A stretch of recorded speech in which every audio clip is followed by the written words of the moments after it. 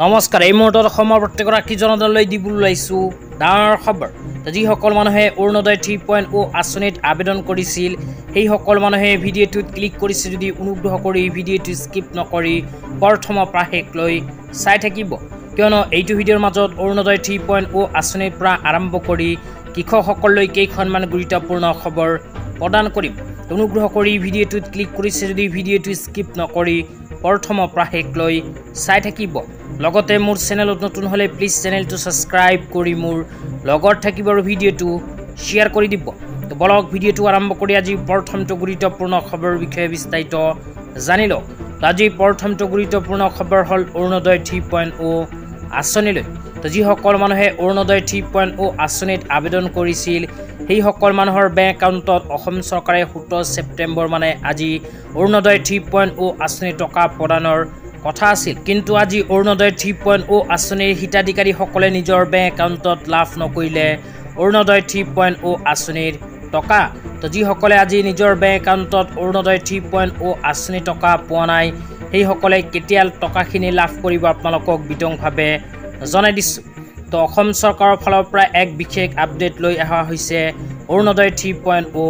আঁচনিলৈ অসম চৰকাৰৰ ফালৰ পৰা উল্লেখ কৰা হৈছে যে যিসকল মানুহে অৰুণোদয় 3.0 আঁচনিত আবেদন কৰিছিল সেইসকল মানুহক অৰুণোদয় 3.0 আঁচনি 1250 টকা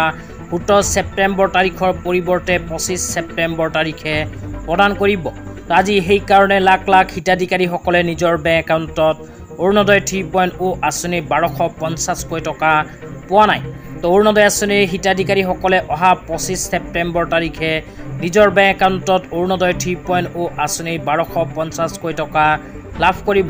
লগতে অসম চৰকাৰে উল্লেখ কৰিছে অৰুণোদয় 3.0 আঁচনিৰ জৰিয়তে অসমৰ 38 লাখ পৰিয়ালে লাভ কৰিব নিজৰ বেংক একাউণ্টত অৰুণোদয় আঁচনিৰ ধন তেতিয়া আপোনালোকক দিবলৈ ওলাইছে আজি দ্বিতীয়টো খুবেই গুৰুত্বপূৰ্ণ খবৰ আজি দ্বিতীয়টো গুৰুত্বপূৰ্ণ খবৰ হল কৃষকসকলৰ বাবে তো আপোনালোকে মোবাইল স্ক্ৰীনত চাব পাৰিছে অতুল বৰা ডাঙৰীয়াই কৃষকসকলৰ বাবে এনেকৈ এখন আপডেট প্ৰদান কৰিছে ইয়াতে কি লিখা আছে পঢ়ি শুনাই দিছোঁ ইয়াতে লিখা আছে কৃষক ৰাইজৰ জ্ঞাতাৰ্থে কৃষক বন্ধুসকল কোনো কৃষি সামগ্ৰী বিক্ৰেতাই যদি শস্যৰ ভেজাল বীজ ভেজাল কীটনাশক আৰু ভেজাল ৰাসায়নিক সাৰ বিক্ৰী কৰি আছে তেন্তে তাৎক্ষণিকভাৱে কিষাণ কল চেণ্টাৰত আপোনালোকে কৰিব পাৰে কল তাৰপিছত কোৱা হৈছে অথবা নিকটৱৰ্তী কৃষি উন্নয়নৰ বিষয়াৰ সৈতে যোগাযোগ কৰক তো ইয়াতে কোৱা অনুযায়ী যদি আপোনালোকৰ অঞ্চলত কোনো দোকানীয়ে শস্যৰ ভেজাল বীজ আৰু ভেজাল কীটনাশক বা ভেজাল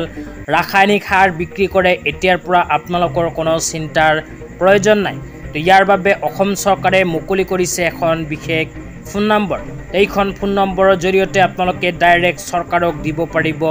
অভিযোগ ফোন নম্বৰটো আপোনালোকক জনাই দিছোঁ অনুগ্ৰহ কৰি ভিডিঅ'টো স্কিপ নকৰি চাই থাকিব লগতে ভিডিঅ'টো ভাল লাগিলে অনুগ্ৰহ কৰি শ্বেয়াৰ কৰি আপোনালোকৰ বন্ধুবৰ্গক চোৱাৰ কাৰণে সুযোগ প্ৰদান কৰিব তেতিয়া আপোনালোকক ফোন নম্বৰটো জনাই দিছোঁ অনুগ্ৰহ কৰি ফোন নম্বৰটো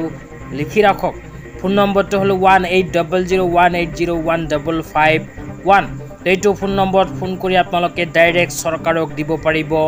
অভিযোগ আজি ইমানেই ভিডিঅ'টো চাই কেনে পালে নিশ্চয় এইটো ভিডিঅ'ৰ কমেণ্ট বক্সত কমেণ্ট কৰি